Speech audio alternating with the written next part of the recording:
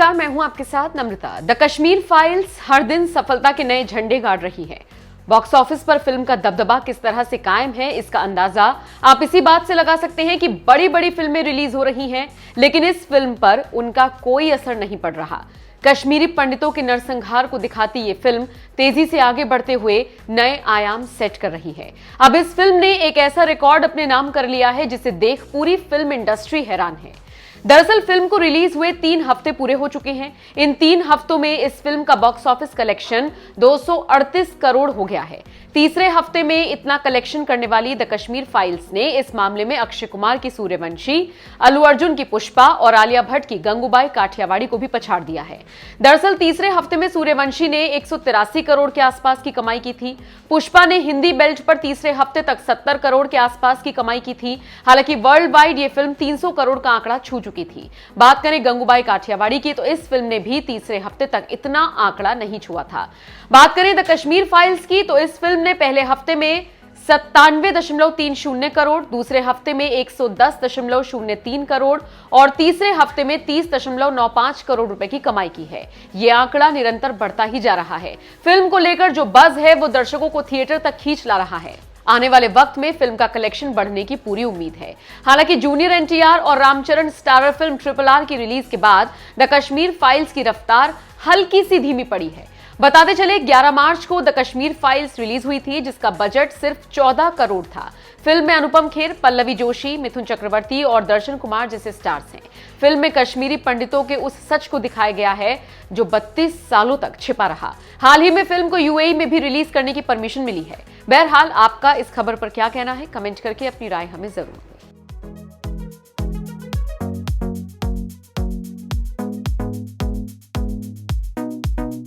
बहुत सारे मूवीज ऐसे जो कुछ सिर्फ नाम के लिए, लेकिन ये ऐसी मूवी है ना कि रोमते खड़े हो जाएंगे मूवी देख के किसी के भी। मैं तो एक ही चीज़ कहना चाहूँगा, जो जिसने भी आज तक कभी उतना सोचा समझा नहीं होगा, उससे भी काफ़ी खतरनाक कहानी थी। ये फिल्म ना सबको देखना चाहिए। जो एक्चुअली इसमें मीडिया में जो चीज़ें उस समय के टाइम पे छुपाई गई थी, उस समय के कश्मीरी पंडितों के साथ में जो गलत हुआ था, ये देखना, ये फिल्म देख के बहुत सारी सच्चाइयाँ पता लगती हैं। बहुत सारे स्टार कास्ट नहीं, एक्टिंग तो बहुत अच्छी थी। एक्टिंग, स्क्रीन प्ले, डायरेक्शन बहुत अच्छा था। विवेक जी ने बहुत अच्छा डायरेक्शन किया है। एक्चुअली फिल्म पहली एक ऐसी फिल्म है जिसको आप देख सकते हो और जो बहुत अच्छा एक पूरा एक तरह से एक सब्जेक्ट जो था, मतलब एक कश्मीरी पंडितों का जो दुख था, उस दुख को जो दिखाया गया है। आज तक एक शिकारा फिल्म आई थी विधु विनोद चोपड़ा की, वो एक तरह से डब्बा फिल्म है। इसके आगे डब्बा भी नहीं बोल सकते, ढक्कन बोल सकते हो। फिल्म बहुत अच्छी थी और मुझे लगता है कि ये सभी को देखनी चाहिए। ये मतलब जो इतिहास हमें पता ही नहीं है और जो दिखाते हैं वही दिखेगा। अब ये चीज़ जानने का मौका हमें कैसे मिलेगा? जो मूवी को बताते हैं समाज का दर्पण, तो आज एक्चुअली में देखने को मिला है वो चीज़। सर, इंडिया ने आज तक इतनी अलग फिल्म नहीं बनाई है। ये आज से एक अलग फिल्म है जो इंडिया में शुरू हुई है। ये बड़ी हिम्मत की बात है कि डायरेक्टर जो विवेक अग्निहोत्री हैं, उन्होंने इतनी हिम्मत दिखाई है। आप इतिहास को और सच को कब तक आखिर छुपाएंगे? ये सच है। ये जो भी दिखाई दे रहा है ये सच है। मेरा पर्सनल एक्सपीरियंस जो मेरे बिल्कुल इमीडिएट फैमिली में हुआ, वो मैं हमेशा बोलता हूँ कि मेरे जो मामा थे, मेरे मदर के छोटे भाई, और मेरी माँ बार बार इसका जिक्र करती है, उन्होंने अपनी पूरी ज़िंदगी पैसे जोड़ जोड़ के, वो ओवरसियर थे वहाँ पर, और ओवरसियर को क्या बोलते हैं नॉर्मली? ओवरसियर ही बोलते हैं, हाँ। तो because overseer is a very typical small town word. तो वो इंजीनियर से जो छोटे होते हैं उनको ओवरसियर बोलते हैं। तो उन्होंने बड़े मुश्किल से पैसे कमा के, उनका एक सपना था कि कश्मीर में, श्रीनगर में अपना एक घर बनाएंगे। तो उन्होंने वो घर जैसे तैसे 86, 85, 87 में बना लिया और बड़े खुश थे कि अपना उनका एक घर था। और जैसे ही उन्होंने घर बनाया, उसके कुछ 6-7 महीने बाद ये थ्रेट्स आनी शुरू हो गई कि आप निकलो यहाँ से। एंड फिर ऐसी थ्रेट्स आई कि भाई हमने आपके पड़ोसी को मार दिया है, उसकी लाश वहाँ पड़ी है, अब अगर आप अगले कुछ दिनों में नहीं छोड़ेंगे तो हम फिर आपकी लाश किसी और के घर पर होगी। सो एक रात को एक फिएट गाड़ी में जितना सामान वो डाल सकते थे, जिंदगी भर की पूंजी, एक फिएट गाड़ी में 4 उनके खुद के अपने सदस्य थे, बेटा, बेटी, उनकी बीवी, और वो वहां से निकल गए और दिल्ली में जाकर कहीं वो सेटल हो गए। और उनका सदमा उनको इतना गहरा पड़ा कि he died after couple of years or 3 years.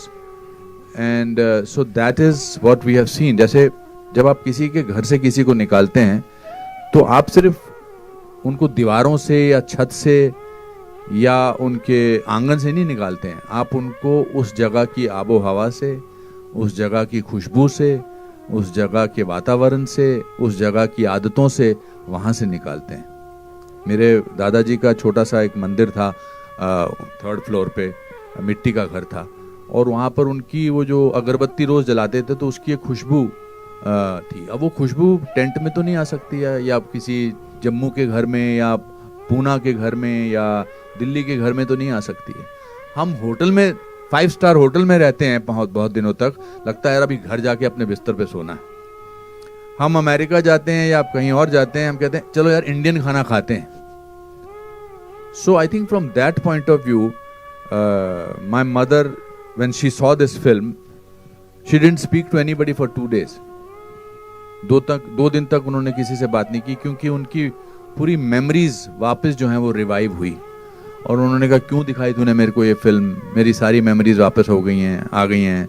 या आर्टिकल 370 जब एब्रोगेट हुआ, क्या हम वापस जा सकेंगे, मेरा बड़ा दिल है वापस जाने का। सो अब आप अंदाज़ा लगा लीजिए जो इस डॉक्यूमेंट्री में बात कर रहे थे उनका क्या हाल हुआ होगा, उनके साथ क्या महसूस किया होगा उन्होंने। So from that point of view it's, बार बार काफ़ी लोग बोल रहे हैं आंखें नम है। आई थिंक इसका सदमा जो है ना, इसकी तकलीफ जो है वो आत्मा तक गई है। कश्मीर में आज आप जाओ, मुझे याद है जब बचपन में मैं जाता था तो निशाद गार्डन जाते थे, शालीमार जाते थे, पिकनिक पे जाते थे, तुलमुलब खीर भवानी टेम्पल जाते थे, वहाँ की नदियों में घूमते थे, हंदवारा, सोपोर, ये सब जगहें हैं वहाँ की। अब कश्मीर की आत्मा जो है वो घायल है। अब वहाँ बार्ब्ड वायर्स नज़र आती हैं, सुनसान इलाका है, कुछ अजीब सा वातावरण है। So this film will not only revive those memories for millions of people, पर शायद कुछ लोगों के घाव भी भरेंगे। And we are all guilty of not talking about it for 30